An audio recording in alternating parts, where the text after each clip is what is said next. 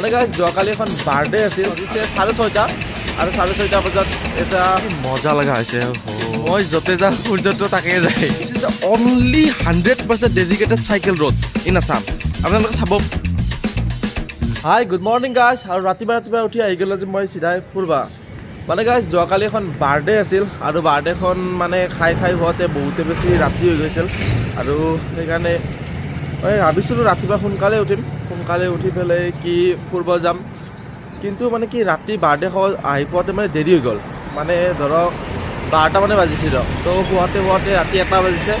তো সেইবোৰ যিমান পাৰোঁ সোনকালে ৰাতিপুৱা উঠিছোঁ আৰু এতিয়া বাজিছে 6:30 আৰু 6:30 বজাত এটা চাওক এটা পৰিস্থিতি কোৱা ৰাতিপুৱা সূৰ্যটো চাওকচোন কি মজা লগা হৈছে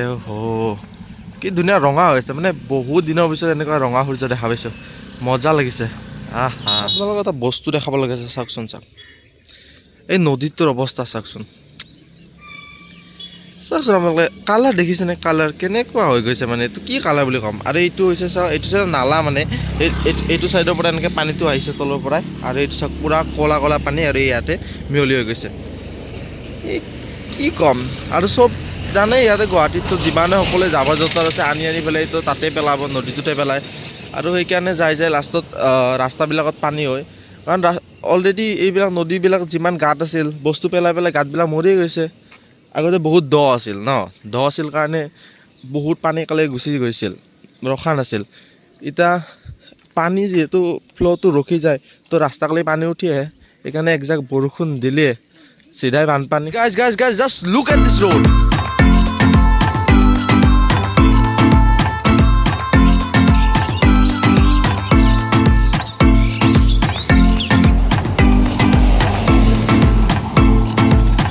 আপোনালোকে জানি আচৰিত হ'ব মই যে এইটো দেখিছেনে এইটো ৰাস্তাটো ইয়াতে যে খোজকাঢ়ি আছোঁ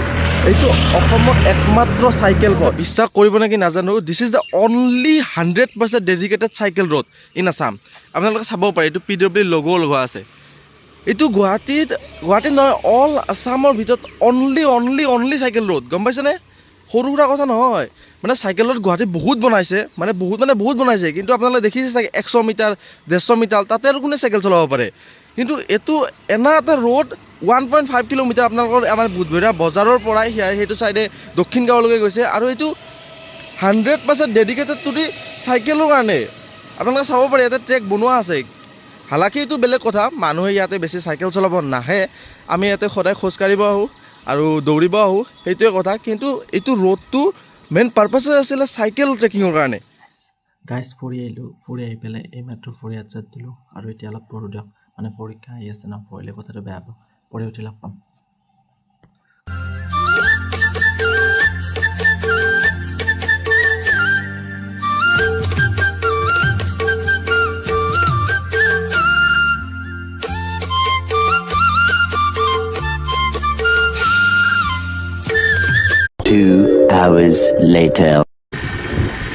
তো গাইজ 2 ঘণ্টামান পঢ়িলোঁ অলপ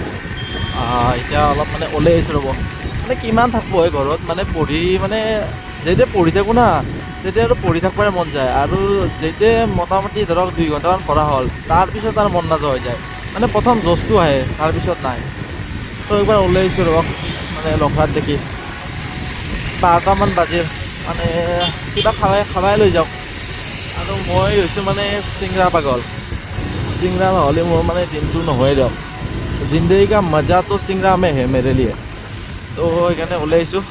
অলপ এই চিংৰা লৈ যাওঁ ৰ'ব ঘৰত যাই চিংৰা খাই দিওঁ আহি পাই গ'লোঁ মোৰ দোকান তো বামুণপাৰা সদায় মই ইয়াতে চিংৰা খাওঁ তো আৰু গাইজ মই ইয়াতে দেখা পাই আছোঁ কি মানে ইমান ষ্টুডেণ্ট আজিও মেট্ৰিক পৰীক্ষা আছিল নেকি চোৱাচোন দেখা পাইছেনে আপোনালোকে ঢেৰ ষ্টুডেণ্ট ইমান ষ্টুডেণ্ট আহি আছে আজিও মেট্ৰিক পৰীক্ষা আছিল চাগে আজিকালি এইগিলা গম চম নাপা হৈছোঁ গাইজ আগতে গাঁৱত থাকোঁতে ধৰক চলি গেলা দি আছিল না তো ওচৰৰে লগৰ চলিবিলাকে দি থাকে তো গম পাওঁ কাৰ কি পৰীক্ষা চলি আছে ইয়াতে গুৱাহাটীত এতিয়া কোনো চলিয়ে নাই তো গমেই নাপাওঁ কি পৰীক্ষা থাকে কি চলি আছে তো বাবু মই নাহোন যোনী ভিডিঅ' চাই আছা HS বা মেট্ৰিক পৰীক্ষা দিবা বা দিয়ে আছা তো ভালকৈ দিবা আৰু চিংৰা দিয়া আছে পেকিং কৰি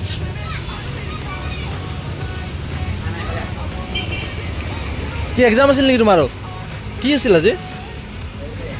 হা social science হেয়া দে কেইটা দিছা কেইটা চিঙা দিছা না এটা দে আৰু চাৰিটা দে কেনে হৈছে এক্সাম ঠিক ন পেপাৰ কেনেকুৱা হৈছে ন ইজি আহিছিল নেকি আজিকালি MCQ আহে ন কিমানটা MCQ থাকে 45 পেপাৰটো 90 ন